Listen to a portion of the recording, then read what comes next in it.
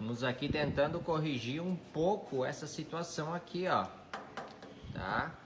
O cliente parece que lavou com lava-jato, né?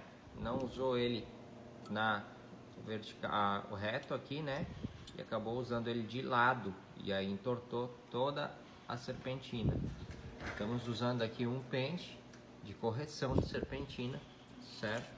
O lado de cá ele virou pro lado de lá e daqui para cá ele virou para cá. Então a gente está fazendo esse lado aqui primeiro.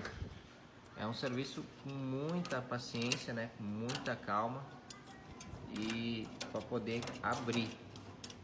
Tem que abrir aqui bem, de pouquinho em pouquinho.